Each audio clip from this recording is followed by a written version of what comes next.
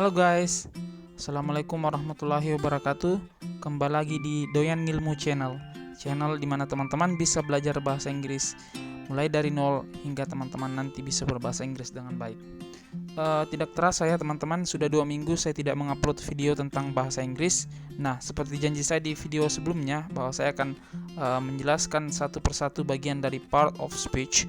Nah, pada video kali ini saya akan membahas bagian part of speech yang pertama, yakni noun. Seperti teman-teman ketahui di video sebelumnya, noun merupakan kata benda, baik itu terdiri dari hewan, tumbuhan, manusia, benda-benda abstrak seperti perasaan, benda-benda hidup, benda-benda mati, dan benda-benda lainnya. Nah, di video kali ini kita tidak akan membahas definisinya lagi, tapi kita akan membahas mengenai jenis-jenis dari noun itu sendiri. Ada begitu banyak jenis dari noun.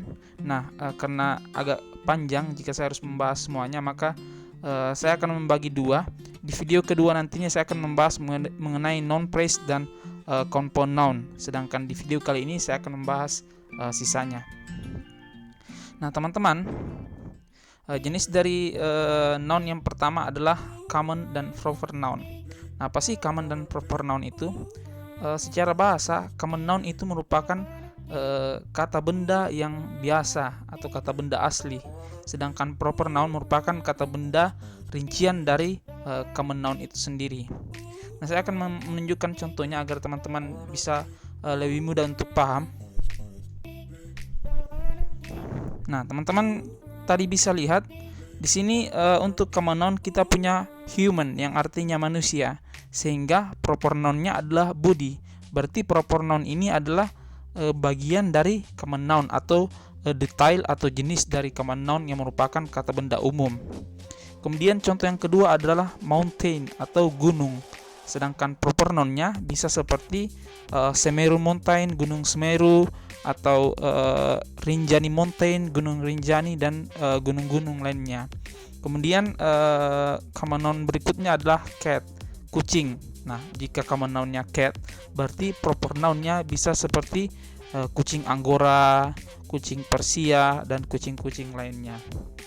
Nah, begitu juga dengan river, sungai, country, negara, proper noun-nya adalah Indonesia, Malaysia, dan segala macamnya. Nah, jadi sangat jelas ya teman-teman, apa sih common noun itu dan apa sih proper noun itu. Nah, jenis yang ketiga dan keempat adalah countable noun dan uncountable noun. Countable noun sendiri merupakan kata benda yang bisa dihitung atau bisa dihitung dengan mudah. Sedangkan uncountable noun adalah kata benda yang tidak bisa dihitung atau sulit untuk dihitung. Nah, contoh-contohnya adalah untuk countable noun seperti pulpen, bola, table, chair, care, brush, dan clouds. Nah, ini merupakan benda-benda yang sangat mudah dihitung. Tentu teman-teman dengan mudah bisa menghitung pulpen, bola, dan meja. Sedangkan untuk contoh dari uncountable noun itu sendiri seperti tinta, ink, garam, salt, sugar untuk gula, atau misalnya star, bintang. Nah, itu merupakan contoh uncountable noun yang teman-teman tidak bisa hitung atau sulit untuk dihitung. Nah, perbedaan dari countable dan uncountable noun itu sendiri bahwa countable noun yang merupakan kata benda yang bisa dihitung sehingga dia tidak membutuhkan satuan tersendiri untuk menghitungnya. Misalnya pulpen bisa disebut dengan 1 pulpen, 2 pulpen, 3 pulpen. Sedangkan untuk uncountable noun dia membutuhkan satuan tersendiri. Kira-kira seperti itu teman-teman. Karena teman-teman tidak akan bisa menyebut 1 tinta, 2 tinta, atau 1 garam, 2 garam, atau 1 gula, 2 gula.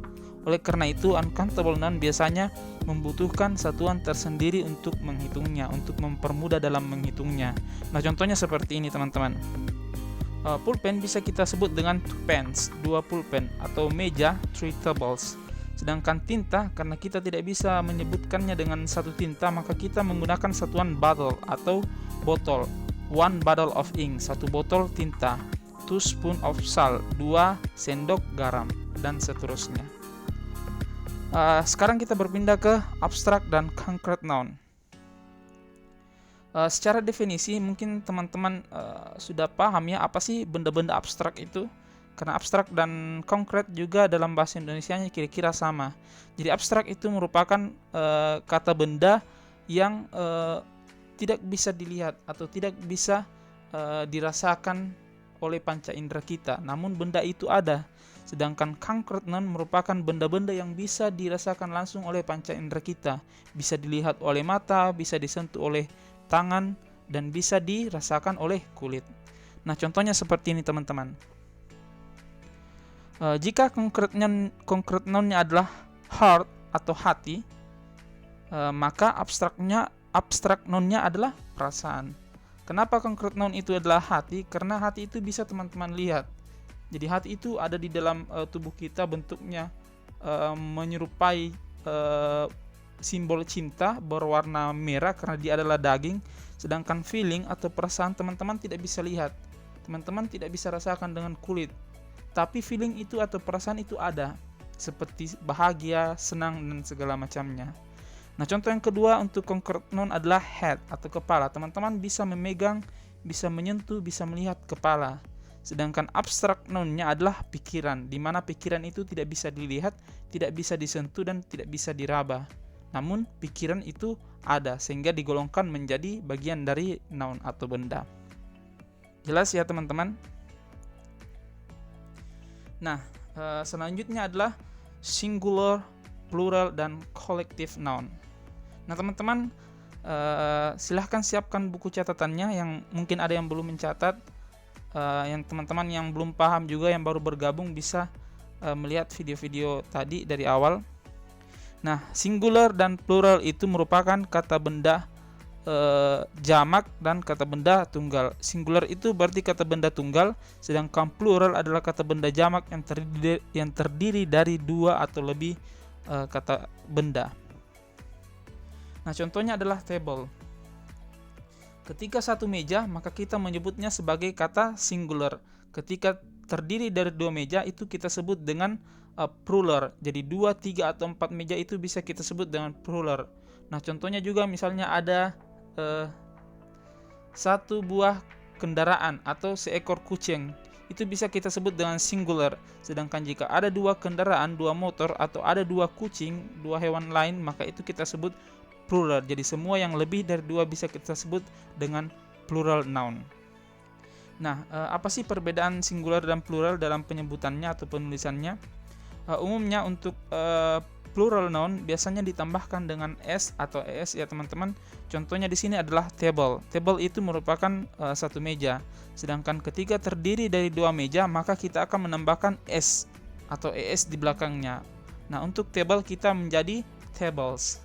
Kemudian pen, satu pulpen, ketika lebih dari 2 pulpen maka akan berubah menjadi pens.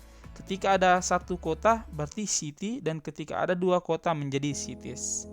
Nah, bentuk yang kedua adalah terjadi perubahan yang sangat drastis teman-teman. Nah, contohnya di sini ketika teman-teman melihat seorang anak, teman-teman bisa mengatakan I see a child. Tapi ketika teman-teman melihat lebih dari dua anak, maka katanya berubah dari child menjadi children. I see children. Nah, begitupun dengan wanita, woman.